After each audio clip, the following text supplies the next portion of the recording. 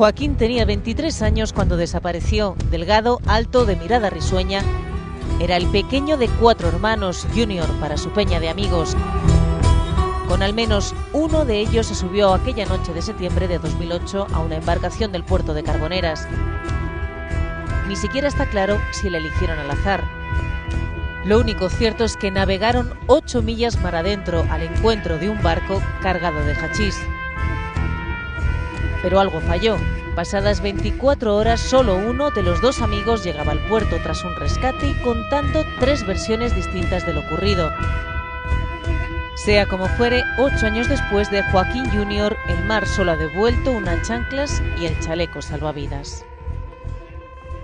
Pues hoy vamos a irnos a ese mar Mediterráneo para seguir tras la pista de Joaquín, y para ello está con nosotros Beatriz de Vicente. Buenas tardes, Manuel. Abogada, criminóloga. Estamos ante un escenario distinto y que nunca habíamos tratado: el mar. ¿Qué tiene de especial esto en una investigación por desaparición? Bueno, es un tipo de escenario muy complejo, el agua en general, pero además aquí nos vamos a encontrar con un escenario modificado. Es decir... ¿El mar modificado? No, el mar modificado no. Hay una desaparición que podría ser un presunto crimen que acontece en una embarcación que se encuentra en el mar.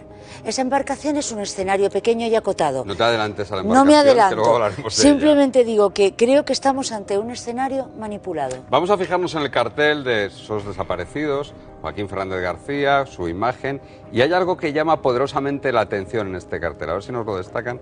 Mira, la fecha de la desaparición, hace prácticamente ya 8 años, operado neumotórax. ¿Qué importancia tiene que esté operado neumotórax? ¿Eso deja cicatrices? ¿Por qué lo ponen en el cartel? Vamos, tengamos en cuenta que un neumotórax supone la rotura de la pleura pulmonar y por tanto la contracción de los músculos, es decir, un problema respiratorio que te puede llevar una complicación a la muerte. ¿Qué supone esto? Pues que en el futuro uno puede llegar a tener ciertas complicaciones respiratorias. ¿Por qué es importante? Porque nos tenemos que creer la versión de Juan David, la persona que presuntamente acompañaba, no presuntamente, sino que acompañaba aquella noche. Y digo presuntamente en el barco, ya veremos por qué.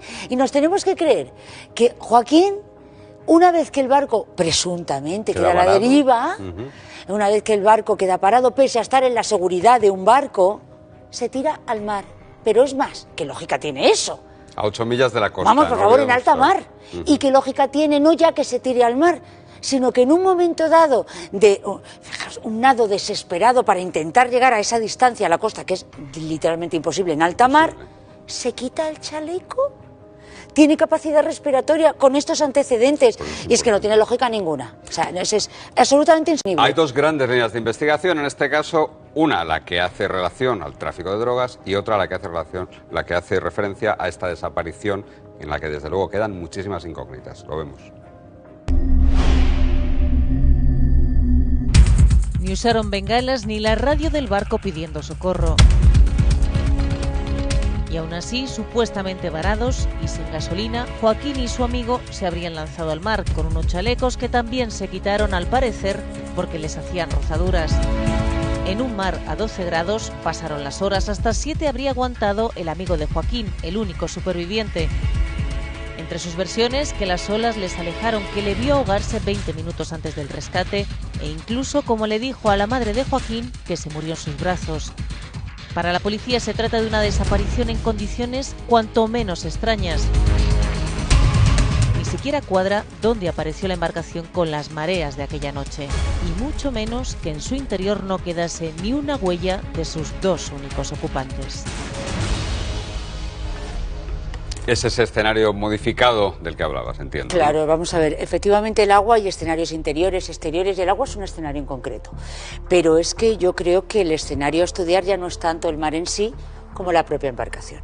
Hay que decir que se ha hecho un informe excelente de un despacho de criminólogos que se llama DACRIM, que nos ha puesto el foco en torno a un montón de circunstancias que no encajan. Por ejemplo, para que encuadremos al televidente, aquí lo que se supone es que Juan David y Joaquín van a hacer un alijo de drogas, es decir, van a recoger en alta mar una cantidad de hachís. Y esto es lo que cuenta Juan David. Ellos van con un barco que está preparado para recoger cierta cantidad de hachís. Ellos no saben ni llevar un barco, ninguno de los dos. Pero según Juan David dice, vamos a ver, yo y mi colega vamos a coger un barco, nos vamos a meter en alta mar, vamos a quedar con unos marroquíes, con unos, diríamos, narcotraficantes que nos van a dar una cantidad de hachís. Y nos han dado la localización por GPS.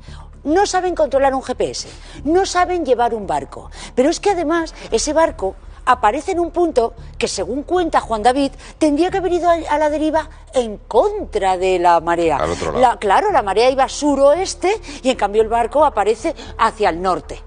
Pero es que, sí. Déjame que te haga una pregunta. ¿Existe la posibilidad de que hubiese una tercera persona en ese barco? Vamos a ver, no aparecen huellas y eso ya es cuando ya hablamos de una modificación absoluta. Quiero que veas el informe que hay precisamente elaborado. Ahí va. En ese volante que vemos ahí aparece una huella, la huella que está reproducida aquí y que no tiene efecto identificativo. No es ni de Juan David ni de Joaquín. Y tampoco sabemos Pero de lo quién más es. inquietante, efectivamente, ya no es que haya una huella de una tercera persona. Lo más inquietante es que no hay ni una sola huella, ni de Joaquín ni de Juan David. Con lo cual podríamos casi apreciar que es imposible que hubieran estado allí tanto tiempo. Pero se ha limpiado. No hay ninguna huella, además, porque se ha limpiado. Pero bueno, y además en el momento en que presuntamente está Juan David en el agua, recibe una llamada de teléfono que es atendida. ¿Cómo es posible si estás en el agua? A lo que hay que sumar las contradicciones de este señor. Que muere en mis brazos, que dejé de verle, que es que las olas no me lo permitían, que es que lo tuve abrazado. Vamos a ver, cuando uno realmente muere o tiene un amigo que muere junto a él, no da tantísimas versiones contradictorias. Muchas cosas no encajan. Tú lo has dicho, se supone que ese barco salió de la costa para ir a recoger, para ir a lijar. Se llama lijar a una nordizada que le iba a soltar allí unos cuantos kilos de hachís. Claro, es lo que cuenta, es nos quedamos sin gasolina. 1500. En ese contexto es cierto que un mes después la Guardia Civil intervino más de 1 tonelada de hachís muy cerca de allí, junto al faro de Carboneras, allí en Almería, una zona que está muy conectada con Marruecos y que es una ruta habitual. A día de hoy el tráfico de hachís está generando en torno a los 2.800 millones de euros al año solo en España. Según datos del CIRCO, del Centro de Inteligencia contra el Tráfico y el Crimen Organizado, es una cifra de negocio en el mercado que rebasa ya al tráfico de cocaína. Es decir, es un escenario donde eso pasa habitualmente. Claro, pero ¿qué lógica tiene? Que este señor, además, cuando es detenido, hable del alijo, si nadie le estaba relacionando con un tema de drogas. Está utilizando una versión, diríamos, para exculpar o para explicar esta desaparición. Es que resulta muy extraño. Realmente, lo que llamamos el iter criminis, aquí no se sostiene. ¿Qué es lo que hay detrás? Es lo que hay que averiguar. ¿Y qué ha pasado? ¿Quién ha fallado en todo esto? Yo no creo que sea tanto un fallo como que ha habido una serie de problemas. Primero, no se encauzó bien la instrucción judicial y en todo momento se habló de la omisión del deber de socorro, se aceptó de algún modo la tesis de Juan David y nunca se ha planteado un escenario muy posible, y es el homicidio. El padre del desaparecido, que es el presidente de la Asociación Sobre Desaparecidos, pretende eso, abrir un caso por desaparición, por homicidio. Hasta el momento no lo ha conseguido.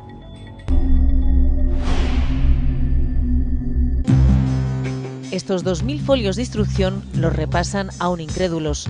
Esto es increíble.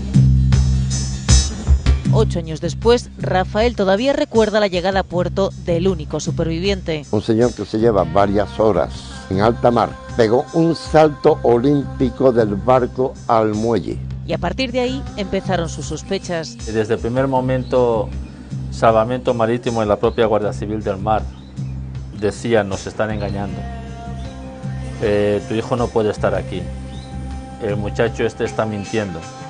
Peinaron la zona desde el aire, fondearon metros marinos y excavaron tras pistas falsas. Esta foto siempre me la veo como una despedida, ¿no? Han llegado incluso al Parlamento Europeo. Como representante presidente de la Asociación Sobre Desaparecidos.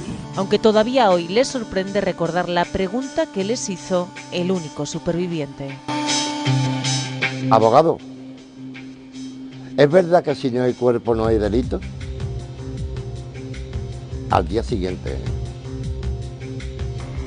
Este señor se sube al barco con él, eso está constatado. Es la última persona que le ve con vida. Cuenta 3 versiones distintas. Y al día siguiente le pregunta al abogado: ¿sin cuerpo no hay delito?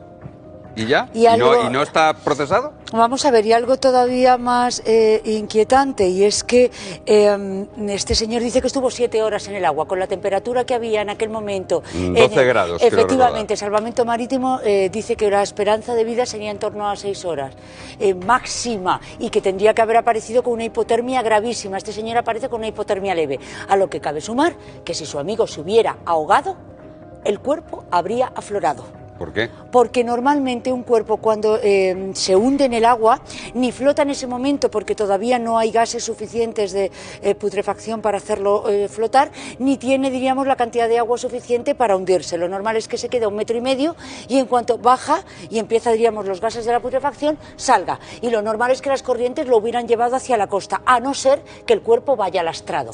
¿Qué es lo que lastrado? Es decir, con peso. ¿Qué es lo que ha ocurrido aquí? Aquí ha ocurrido es que nunca se aceptó, yo creo que no se aportaron quizá datos indiciarios suficientes para, se ha desviado la atención hacia el presunto tráfico de drogas, se ha quedado en una omisión del deber de socorro, han sido muy inteligentes en el juicio porque la acusación se ha retirado para evitar el non bis in idem.